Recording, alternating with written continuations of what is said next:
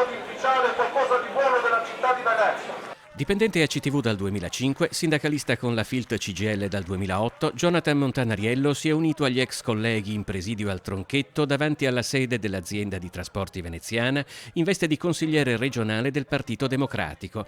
Montanariello denuncia una situazione insostenibile nella gestione del trasporto pubblico. Troppi disagi alla mobilità veneziana, troppi disagi al turismo e chiederemo a Zaia, quando metterà nel bilancio i soldi sulla promozione, se intende promuovere una città che vede ore di code su pontili dopo.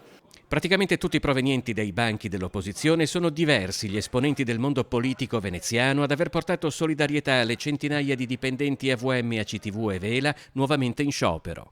I lavoratori hanno garantito il trasporto pubblico in condizioni difficilissime, pericolosissime durante tutta la pandemia.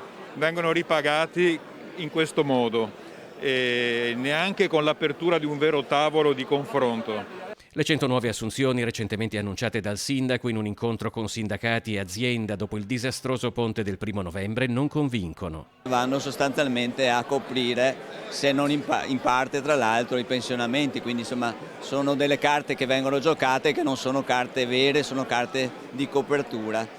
E purtroppo l'azienda intanto sta subendo quello che sta subendo e soprattutto chi subisce è la cittadinanza. Se soffre la cittadinanza, le sofferenze dei dipendenti si manifestano anche nel portafoglio. Oltre ad aver perso fino a 5 giorni di ferie, le buste paga sono state alleggerite dai 100 ai 150 euro al mese in meno. A poco il sindaco e l'assessore di dire non abbiamo tolto nulla. C'è una lettera dove dice che viene ritoccato il secondo livello. Il secondo livello sono anche soldi.